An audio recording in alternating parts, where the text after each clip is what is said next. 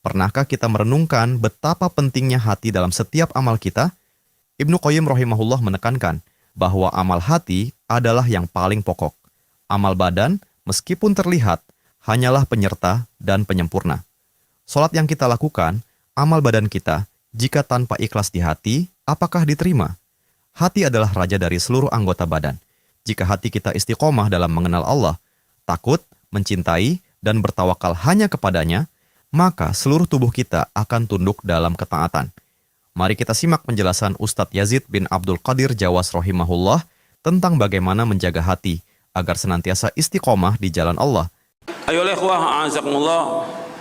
Jadi istiqomah hati ini, karena hati ini termasuk yang paling penting. Hati ini, istiqomah hati ini yang paling penting. Ibnu Qayyim menjelaskan bahwa amal hati itu pokok, sedangkan amal badan itu sebagai penyerta dan penyempurna. Jadi yang pokok itu amal apa? Amal hati.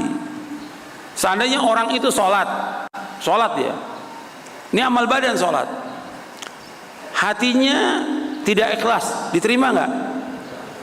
Atau dia riya, nggak diterima. Jadi yang pokok di sini amal hati dulu, baru amal badan. Yang pokok itu amal hati. Makanya harus kita perbaiki hati kita. Di sini disebutkan tentang perkataan Abu Bakar As-Siddiq dan juga penjelasan Ibnu Qayyim. Antum lihat di halaman 33. Tadi sudah dijelaskan penjelasan sahabat Abu Bakar As-Siddiq radhiyallahu an tentang innal ladzina qalu rabbuna Allah tsumma istaqamu.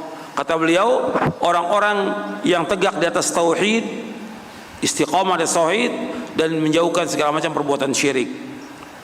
Kemudian dijelaskan di sini oleh Al-Imam Ibnu Rajab Al-Hambali, kata beliau begini. Jadi jika hati telah istiqamah di atas ma'rifatullah, mengenal Allah, takut kepadanya, mengagungkannya, segan kepadanya, mencintainya, menginginkannya, berharap kepadanya, berdoa kepadanya, bertawakal kepadanya, dan berpaling dari selain Allah, sungguh seluruh anggota badan akan istiqomah dengan taat kepadanya. Karena hati adalah raja bagi organ tubuh yang merupakan pasukan hati. Apabila raja istiqomah, istiqomahlah pula pasukan dan rakyatnya.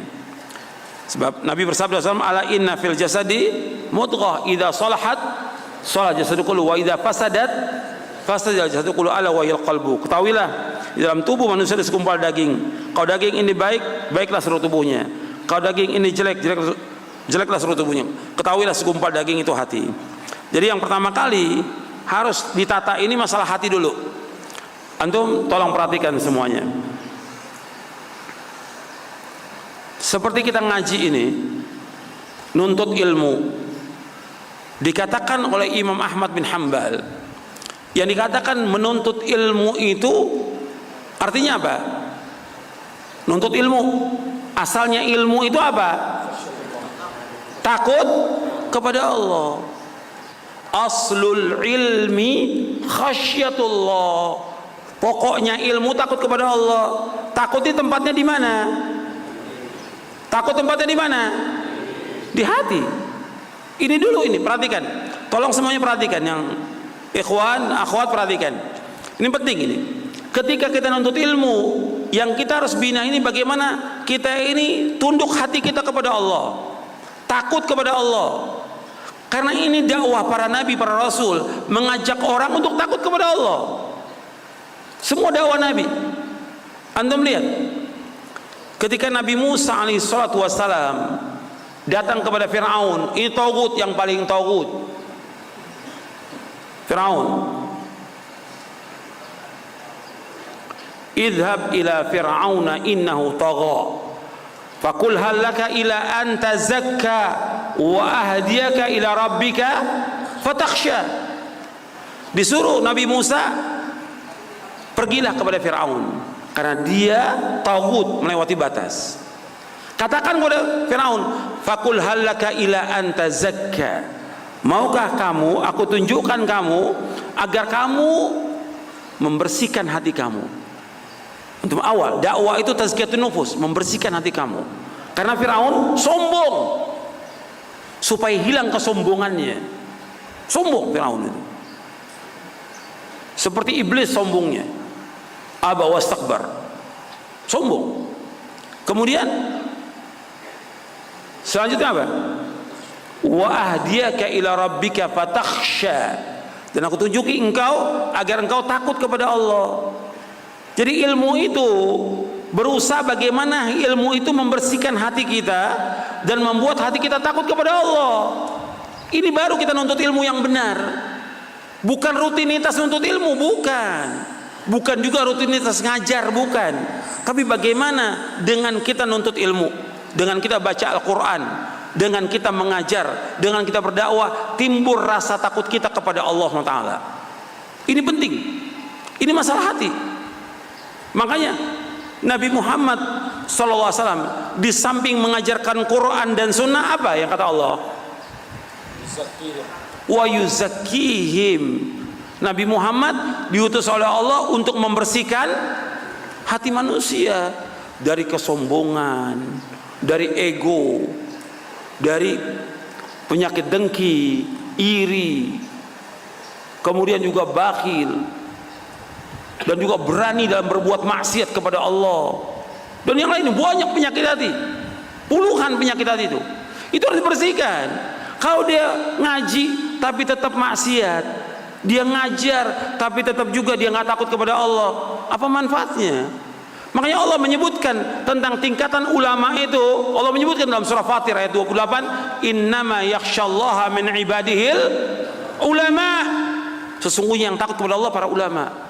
Tambah takut dia kepada Allah, bukan tambah berani. Sekarang tambah berani, tambah berbuat syirik, tambah berbuat bid'ah, tambah dia mengajak umat kepada kesesatan. Nggak takut dia kepada Allah. Sebagai seorang dai tambah takut dia kepada Allah, dan antum sebagai thalabatul ilm tambah takut kepada Allah. Ini namanya ilmu. Makanya dikatakan oleh Abdullah bin Mas'ud radhiyallahu an. Kata Abdullah bin Mas'ud, "Laisal ilmu bi kathratir riwayah, walakinnal ilma al khasyatu." Ilmu itu bukan banyaknya riwayat meriwayatkan hadis, tapi ilmu itu bagaimana kita takut kepada Allah. Itu ilmu. Ini diriwayatkan oleh Imam Ahmad dalam kitabnya Az-Zuhud. Jadi ilmu itu menata hati kita bagaimana takut kepada Allah. Dengan kita takut ini, kita akan terus istiqomah di atas jalan yang lurus. Ini dulu tata hati kita. Sebab kita, kalau kita lihat keadaan kita ini, banyak yang tidak takut kepada Allah. Takutnya kepada manusia, takutnya kepada temannya, takutnya kepada orang lain, takutnya kepada atasan, nggak takut dia kepada Allah Taala. Padahal yang punya ganjaran dan pahala Allah, yang punya siksa Allah, yang punya sorga dan neraka Allah, dia mesti takut kepada Allah. Makanya Nabi Musa AS mengajak Firaun untuk membersihkan hatinya dari berbagai penyakit hati. Yang paling pokok kesombongannya dia, keangkuhannya dia. Kemudian dia ajak untuk apa? Untuk takut kepada Allah. Semua seperti itu. Makanya para nabi dan para rasul mengatakan kepada umatnya, inni akhafu alaikum adzaba yaumin azim. Sesungguhnya aku takut kepada kalian azab Allah nanti pada hari kiamat. Jadi kita harus takut. Kalau kita nuntut ilmu, takut harus ada dalam hati kita. Takut. Kita kalau berbuat begini maksiat, nanti bagaimana azab Allah. Kita melanggar, bagaimana nanti kita dihisab. Kita mengambil uang orang, bagaimana nanti dihisab ya hari kiamat nanti. Terus seperti itu, takut kepada Allah, nggak tambah berani. Ini banyak penuntut ilmu tambah berani, banyak ustadz tambah berani, banyak apalagi untuk melihat kiai-kiai dan yang lainnya tambah berbuat maksiat mereka kepada Allah Taala, tambah mengajak orang kepada kesyirikan dan bid'ah, nggak ada rasa takut dia kepada Allah Taala. Makanya hati ini harus ditata. Nabi Muhammad SAW mengajarkan Quran dan Sunnah, kemudian apa? Kemudian apa? Membersihkan hati manusia. Maka nikmat yang terbesar itu Allah sebutkan dalam surah Ali Imran, surah yang ketiga ayat 164. Surah 3 ayat 164. Allah berfirman, laqad mannallahu 'alal mu'minin idz ba'atsa fihim rasulan min anfusihim yatlu 'alaihim ayatihi wa yuzakkihim wa yu'allimuhumul kitaba wal hikmah wa in kanu min qablu lafi dhalalin mubin.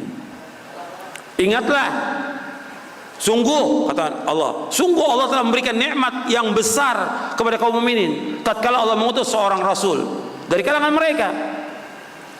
yang membacakan ayat-ayatnya, membersihkan mereka, membersihkan hati mereka, dan juga mengajarkan kepada mereka Al-Quran dan Sunnah, meskipun mereka sebelum itu sungguh-sungguh dalam kesesatan yang nyata, sesat sebelum itu. Makanya datangnya Nabi Muhammad SAW nikmat yang paling besar dari semua nikmat yang ada. Jadi akhwani fiddin, azakumullah, ini yang pertama tentang istiqomah hati. Jadi yang pertama ketika kita ngaji nuntut ilmu, tata hati kita dulu nih. Hati kita ini udah benar, udah takut atau belum? Banyak segala macam penyakit hati yang bersarang di dalam tubuhnya. Kalau sudah begitu sulit. Kebenaran juga masuk susah. Kebenaran, hidayah untuk masuk juga susah, dan cahaya juga masuk susah. Karena apa? Sudah banyak penyakit itu. Kita wajib membersihkan penyakit itu. Dengan demikian, istiqomah hati adalah kunci utama untuk mencapai ketakwaan yang sejati. Amal hati adalah pokok, sedangkan amal badan hanya sebagai penyempurna. Maka, sebelum kita memperbaiki tindakan luar kita, mari kita mulai dengan menata hati kita terlebih dahulu.